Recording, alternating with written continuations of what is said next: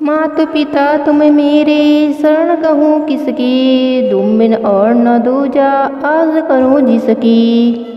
नमस्कार दोस्तों, आज मैं आपको पुरुषोत्तम मास के दूसरे दिन श्रीमद् भागवत गीता के दूसरे अध्याय की कथा सुनाने जा रही हूँ। प्रेम से बोलिए कृष्ण भगवान की जय हो।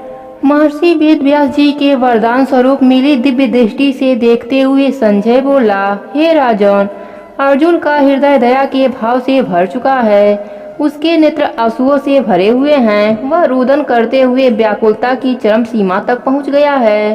भगवान श्री कृष्ण उसे ढाढ़स बढ़ाते हुए कह रहे हैं कि हे पार्थ, युद्ध के ऐसे विकट समय में तेरे मन में दुख और विषाद की भावना कहाँ से उत्पन्न हो गई। इस प्रकार के विचार मन में मत आने दे। ऐसी बातों से न तो स्वर्ग की प्राप्ति होती है, न ही कीर्ति होती है। हे अर्जुन, इस समय न पुरुषों के समान बुद्धि की आवश्यकता नहीं है। तू तत्व की बात भी नहीं समझ रहा। हे श्रेष्ठ धनुर्धर, अपने हृदय के नीच बुद्धि का त्याग करके युद्ध के लिए खड़ा हो। भगवान श्री कृष्ण के श्रीमुख से ऐसे वचन सुनकर अर्जुन ने कहा, हे देवकी नंदन, गुरु द्रोणाचार्य और भीष्म पितामह तो मेरे लिए परम पूज्य हैं। इनकी तो मुझे आराधना करनी चाहिए।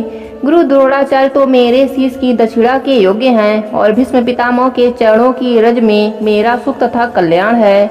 मैं इन पर बाणों की वर्षा कैसे करूं? आपने इन दोनों महागुरुओं को मारकर मेरा कल्याण कैसे संभव हो सकता है? इनका वध करके जो राज्योचित सुख मिलेगा वह मेरे इन महागुरुओं के रक्त से रंजित होगा। ऐसा करके न तो मुझे सुख की प्राप्ति होगी, न ही यह मेरे लिए कल्याणकारी होगा। हे वासुदेव नंदन, गुरु वध से बड़ा संसार में कोई पाप नहीं है। ऐसा पाप करने से अच्छा है कि मैं राज्य सुख को त्याग कर भिक्षा के द्वारा मिले अन्न से अपना निर्वाह करूं। मेरी समझ में नहीं आ रहा है कि क्या करूं, क्या न करूं। यह भी तो निश्चय नहीं है कि विजय श्री की प्राप्ति हमें ही होगी। मेरे सामने धृतराष्ट्र के जो पुत्र खड़े हैं वे युद्ध के लिए काफी ललायित दिख रहे हैं। उनका वध करके भी कल्याण संभव नहीं होगा। आपने मुझसे नीच बुद्धि को त्याग देने के लिए कहा है, लेकिन नीच बुद्धि क्या होती है मैं नहीं जानता। मैं इस समय ऐसा मूर्ख और बुद्धिहीन हो गया हूँ जो धर्म अधर्म को नहीं समझ पा रहा हूँ। धर्म क्या है और अधर्म क्या है? हे गुरुवर, मैं इस समय अशिक्षित हो गया हूँ और शिक्षा के योग्य हूँ। मैं मन, वचन और कर्म से आपकी शरण में आया हूँ। इस समय मुझे अपना शिष्य समझकर आप मुझे ज्ञान दे, जिससे मेरा क्षोभ दूर हो। हे प्रभु, इस शोक से मेरी इंद्रियां सूख गई हैं। मुझे ऐसा कोई राह नजर नहीं आ रही है जिस पर चलकर मेरी द्रवित और दुखी मन शोक से दूर हो सके। हे श्री कृष्ण, यदि मैं पृथ्वी का अन्य धान्य से परिपूर्ण व निष्कंटक राज्य और देवलोक की सामग्री भी पा जाऊं, तब भी इनका वध करके मेरे शोक का निवारण संभव नहीं है। मात्र भूमि का राज्य तो मेरे लिए तुच्छ ही है। कुछ क्षण खामोश रहने के बाद संजय बोला, हे राजा धीराज, यह कहकर अर्जुन चुप हो गया है कि मैं किसी भी प्रकार इनसे युद्ध नहीं कर सकूंगा। तब भगवान श्री कृष्ण मुस्कुराते हुए अर्जुन को समझा रहे हैं, हे अर्जुन, विवेकी बन। विवेकी पुरुष किसी वस्तु की चिंता नहीं करते। तू व्यर्थ ही ऐसे लोगों के लिए शोक कर रहा है जिनके लिए तेरी शोक करना बुद्धिमानी नहीं है। जिन्हें मारने के लिए तू शोकग्रस्त है वह तेरा भ्रम है। यह पहले भी थे, आज भी हैं और भविष्य में भी रहेंगे। यह तो सिर्फ आत्मा है जो बोलती है। आत्मा अविनाशी है। शरीर की 4 अवस्थाएं होती हैं, बालपन, यौवन, वृद्धावस्था और मृत्यु। यह देह इन्हीं 4 अवस्थाओं से घिरी है। विवेकी पुरुष आत्मा को अविनाशी मानते हैं। शरीर से आत्मा का निकल जाना ही देह का मरण है और यही धर्म है। इसलिए बुद्धिमान शोकाकुल नहीं होते। जीवन तो जन्म मरण के मध्य की अवस्था है। जो आज है वह कल भी था और आगे भी रहेगा। हे पार्थ, सोच, क्या किसी युग अथवा काल में तू नहीं था, मैं नहीं था, या यह सब लोग नहीं थे? क्या आने वाले समय में यह स्थिर नहीं रहेगी? तू देह के मोह में पड़कर भ्रमित हो रहा है। भगवान श्री कृष्ण ने अर्जुन से कहा, हे अर्जुन, शरीर पैदा भी होते हैं और उनका विनाश भी होना निश्चित है, मगर आत्मा अमर है, उसे कोई नहीं मार सकता। वह तो निराकार है और मर्यादा रहित है। हे वीर धनुर्धर, यदि कोई यह कहता है कि मेरे द्वारा यह मारा गया है तो यह मूर्खतापूर्ण बात की होगी, क्योंकि न तो कोई मरा है, न ही किसी ने मारा है। आत्मा न जन्म लेती है, न मरती है। आत्मा तो अजर अमर है, जन्म मरण से रहित है। जैसे पुराना वस्त्र उतार कर नया वस्त्र पहन लिया जाता है, उसी प्रकार आत्मा पुराने देह को त्याग कर नई देह में प्रवेश कर जाती है। आत्मा को न जलाया जा सकता है, न किसी शस्त्र से काटा जा सकता है और न ही जल में डुबोया जा सकता है। आत्मा तो सर्वव्यापी है, हर जीवित प्राणी की देह में है। आत्मा निराकार है, इसलिए इसे किसी ने भी नहीं देखा। हे पार्थ, जिसने आत्मा को इस प्रकार जान लिया है, उसे किसी की चिंता नहीं होती। यह सब मैंने तुझे आत्मा के विषय में बताया है। हे महाबली, यदि तू आत्मा को इस प्रकार से न जाने, तब भी किसी की चिंता मत कर, क्योंकि जो इस मृत्यु लोक में आया है, उसे एक दिन मौत की सेज पर लेटकर जाना ही होगा, और जो मरेगा उसका जन्म भी निश्चित है। हे अर्जुन, आत्म तत्व का विषय काफी गूढ़ है, जिसका ज्ञान हर किसी को नहीं होता। कुछ महापुरुष ऐसे भी होते हैं जो आत्म तत्व के विषय में विस्तार से सुनने के पश्चात भी इसको नहीं जान पाते। हे पार्थ, शरीर में जो आत्मा विराजमान है वह सदैव अवधिहीन है, इसलिए मृत प्राणी के लिए शोक करना उचित नहीं है। श्री कृष्ण ने कहा, हे धनुर्धर, तूने क्षत्रिय कुल में जन्म लिया है, इसलिए अपने क्षत्रिय धर्म का पालन करते हुए युद्ध कर। युद्ध कर्म से ही क्षत्रिय का कल्याण होता है। जो क्षत्रिय युद्ध भूमि में वीर गति को प्राप्त होते हैं, उनके लिए स्वर्ग के द्वार सदैव खुले रहते हैं। अतः तू युद्ध कर। यदि तू युद्ध नहीं करेगा तो अपने कर्तव्य से विमुख और कायर समझा जाएगा। तेरे कीर्ति कलंकित हो जाएंगी। लोग लंबी अवधि तक तेरे अपमानित का बखान करेंगे। जो किसी भी वीर पुरुष के लिए मरण समान है, वह योद्धा जो तूने एक वीर धनुर्धर के रूप में देखते हैं, वही तुझे युद्ध से विमुख हो जाने वाला कायर कहेंगे। तेरे शत्रु तेरी निंदा करेंगे। एक वीर योद्धा के लिए इससे बड़ा दुख क्या हो सकता है। इसलिए हे अर्जुन, युद्ध करना ही तेरे कुल और मर्यादा के लिए शोभनीय है। युद्ध करना ही तेरे लिए सुखकर है। यदि तू युद्ध में वीर गति को प्राप्त होता है तो स्वर्ग का सुख भोगेगा, और यदि विजयी हुआ तो पृथ्वी का सुख मिलेगा। अतः हे पार्थ, अपना धनुष उठा और युद्ध कर। यदि स्वर्ग या राज्य प्राप्ति की इच्छा मन में न हो तो भी सुख दुख लाभ हानि जय पराजय सबको एक समान मानकर युद्ध कर। तू किसी भी प्रकार से पाप का भागीदार नहीं बनेगा। इस समय युद्ध करना ही तेरा वैभव है। संजय ने कुछ देर खामोश रहने के बाद कहा, हे राजन, भगवान श्री कृष्ण अर्जुन को ज्ञान योग का उपदेश देने के बाद कर्म योग का उपदेश देते हुए कह रहे हैं कि हे पार्थ, ज्ञान योग के विषय में बताने के पश्चात अब मैं तुम्हें कर्म योग के विषय में बताता हूँ।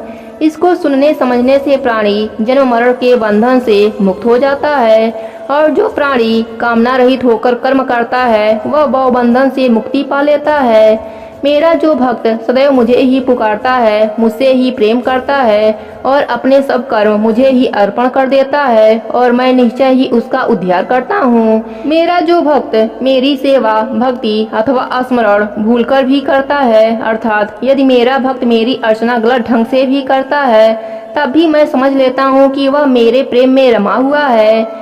मर्यादा पुरुषोत्तम राम ने अपने प्रति भिलनी की भक्ति और प्रेम को देखकर उसके झूठे बेर खाए थे। वह मेरा पहला अवतार था। हे वीर प्रकर्मी अर्जुन, मैं भक्त के भाव देखकर ही प्रसन्न हो जाता हूँ।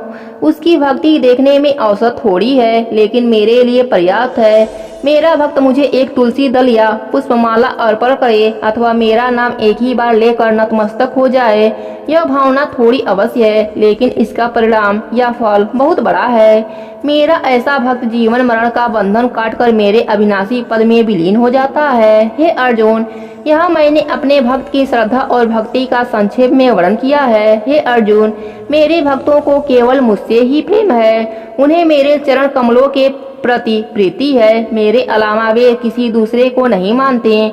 मेरे नाम के अलावा उनके मुख से कोई अन्य स्वर नहीं निकलता तथा मेरे नाम के सिवाय कुछ और सुनना भी पसंद नहीं करते, क्योंकि यह उनका दृढ़ आत्मीय निश्चय है। जिनका निश्चय अथवा विश्वास मुझ में ही है, उनकी बुद्धि भ्रमित रहती है तथा मन भटकता रहता है। जो मीठी वाणी के अनेक श्लोक पढ़ पढ़ कर लोगों को सुनाते हैं और अन्य देवताओं की भक्ति का उपदेश देते हैं, वे तो नीरे मूर्ख तथा अंधे हैं, फिर भी अपने आप को पंडित कहते हैं और लोगों को भ्रमित करते हैं। हे अर्जुन, अपनी बुद्धि को स्थिर रख। जिस प्रकार सागर के मिल जाने पर मनुष्य अन्य छोटे छोटे जलाशयों की ओर देखता भी नहीं, उसी प्रकार जिसने ब्रह्म ज्ञान प्राप्त कर लिया उसे वेद आदि ग्रंथों के अध्ययन की आवश्यकता ही नहीं होती। परमानंद ही ब्रह्म ज्ञान है। हे पार्थ, तू आत्मा के सत्य स्वरूप के साथ अपनी प्रीति जोड़। आत्मिक सुख इंद्रिय सुख से भिन्न है। जब आत्मा ब्रह्म सुख से जुड़ जाती है तो परम सुख की प्राप्ति होती है। हे अर्जुन, आत्मा के सुख और इंद्रियों के भोगों के सुख में बड़ा अंतर है। अब मैं तुझे एक दृष्टांत सुनाता हूँ। प्रयत्न करके कुएं से जल निकालकर स्नान किया जा सकता है तथा उसका शुद्ध जल ग्रहण किया जा सकता है, परंतु कुएं में स्नान नहीं किया जा सकता और वस्त्र आदि भी नहीं धोए जा सकते। तालाब अथवा नदी का जल पीने योग्य नहीं हो सकता, क्योंकि वहाँ लोग वस्त्र धोते हैं और स्नान करते हैं। जब महाप्रलय में सातों समुद्र एक हो जाते हैं तो ऐसे अनन्य जल में स्नान भी कर सकते हैं, वस्त्र भी धो सकते हैं और उस जल को ग्रहण भी किया जा सकता है। इसी प्रकार आत्मा ब्रह्म के साथ मिलकर अनंत सुख प्रदान करती है। मेरे सभी उपासक ब्रह्मा, नारद या तपस्वी सब इन ज्ञान को जानते हैं। इसलिए हे अर्जुन, अपनी आत्मा के सुख के साथ जुड़। अपने क्षत्रिय धर्म का निर्वाह कर। धर्म करने से पहले फल मत मांग। कर्म करने पर फल की प्राप्ति तो अवश्य ही होगी। हार और जीत में अंतर मत समझ, दोनों को एक समान मान और युद्ध कर। हे पार्थ, कर्म फल का भोग त्याग कर बुद्धि योग का मार्ग अपनाने में ही तेरी भलाई है। बुद्धि योग होने से पाप पुण्य का क्षय होगा और तू भव बंधन से मुक्त होकर परम पद को प्राप्त होगा। परमात्मा में अपनी बुद्धि रख, तभी समत्व योग तथा समाधि योग की प्राप्ति होगी। हे अर्जुन, जब तक तू मोह के बंधन से मुक्त नहीं होता तेरी बुद्धि निर्मल नहीं होगी। हे धनुर्धर, जो पुरुषार्थहीन है वही नपुंसक भी हैं। पुरुषार्थी ही सच्चा वीर योद्धा होता है। क्षत्रिय होने के नाते तू अपने कर्तव्य का पालन कर, अपने धर्म का पालन कर, क्योंकि युद्ध करना ही क्षत्रिय का कर्तव्य है। ऐसी स्थिति में युद्ध न करना कितना अनीतिपूर्ण होगा, जबकि अधर्म तुझ पर हुआ है। हे पार्थ, अपने हृदय से दुर्बलता को निकालकर उठ और युद्ध के लिए तैयार हो जा। भगवान श्री कृष्ण के उपदेशात्मक वचन सुनकर अर्जुन ने पूछा, हे देवकी नंदन, जिसकी बुद्धि निश्चल है उसके क्या लक्षण होते हैं? उसकी बोली और समाधि कैसी होती है? वह किस प्रकार चलता है तथा किस प्रकार बातें करता है? यदि मुझे इन बातों का ज्ञान नहीं होगा तो मैं कैसे समझ पाऊंगा कि वह निश्चय बुद्धि वाला है? अर्जुन की इस जिज्ञासा को शांत करते हुए भगवान श्री कृष्ण बोले, हे अर्जुन, जो पुरुष निष्काम होकर अपनी कामनाओं का दमन कर दे और अपनी आत्मा में तल्लीन रहे वही निश्चल बुद्धि वाला होता है। जो दुखी होने पर किसी प्रकार की चिंता न करे और सुख की कामना न करे, जिसका किसी से मोह न हो, जो किसी के साथ बैर भाव न रखे, कभी क्रोध न करे तथा किसी से भयभीत न रहे, ऐसा पुरुष ही निश्चल बुद्धि वाला होता है। जो कछुए की भांति इंद्रियों को इंद्रियों के विषय में खींच लेता है वही निश्चल बुद्धि वाला होता है। हे पार्थ, विवेकी पुरुष इंद्रियों को अपने बस में करने का प्रयत्न करता है। इंद्रियां काफी बलवती होती हैं, लेकिन निश्चल बुद्धि वाला प्राणी उन्हें अपने बस में करने का प्रयास करता है। इसलिए हे अर्जुन, तू अपनी इंद्रियों को किसी भी भांति बस में कर। मेरा नाम अपने मन में धारण कर। जो मेरे नाम और ध्यान के बिना कार्य करता है उसका कार्य सदैव बिगड़ता है। जो मनुष्य मेरे प्रति आसक्त या मेरे भक्त नहीं होते और मेरे नाम का स्मरण नहीं करते उनकी बुद्धि भ्रष्ट होने लगती है। वे विषयों में आनंद तलाशते हैं और कामनाग्रस्त होकर अपने जीवन का सद्मार्ग ही मोड़ लेते हैं, अर्थात उनके मन में अनेक कामनाएं जन्म लेने लगती है। जब कामनाओं की पूर्ति नहीं होती तभी क्रोध उत्पन्न होता है। क्रोध से लोभ तथा मोह पैदा होते हैं, जिससे चैत्यता का नाश होता है और चैत्यता के नाश होने से उसका भी नाश हो जाता है। जब बुद्धि भ्रष्ट या नष्ट होती है तो वह पशु समान हो जाता है। इसलिए मेरे भक्त सांसारिक मनुष्यों का साथ कभी नहीं करते। हे पार्थ, जो जीव इंद्रियों को अपने बस में करके भगवत परायण होता है, अर्थात विषय भोगों को भोगते हुए भी जिनकी आस्था मुझ में रहती है, उन्हें सांसारिक सुख एवं विकार आदि कभी नहीं सताते। जिन्होंने मेरी आज्ञा से मिला सुख मेरा प्रसाद समझकर भोगा, उन पर मेरी अपार कृपा रहती है। मेरी कृपा से उनके तन मन के हर छोटे बड़े दुख का नाश होता है तथा उनका मन सदैव प्रसन्न रहता है। हे अर्जुन, अब मैं उन प्राणियों के विषय में भी बताता हूँ जो नास्तिक हैं। जो प्राणी मुझ में आस्था नहीं रखते या जिनका चित्त शांत नहीं है, ऐसे जीव ही नास्तिक भाव वाले होते हैं, जो ईश्वर को जगह जगह ढूंढते फिरते हैं। यही कारण है कि उनका मन अशांत रहता है। जिनका मन भटक रहा हो वह सुखी कैसे रह सकते हैं? वस्तुतः शांत चित्त प्राणी ही सुखी रहते हैं, लेकिन जिनका चित्त अशांत रहता है वह तो सुख की तलाश में केवल भटकते ही रहते हैं। जिस प्रकार पवन का झोंका नाव को किनारे नहीं लगने देता, उसी प्रकार मन के विषय और विकार नास्तिक प्राणी को स्थिरता प्रदान नहीं कर सकते।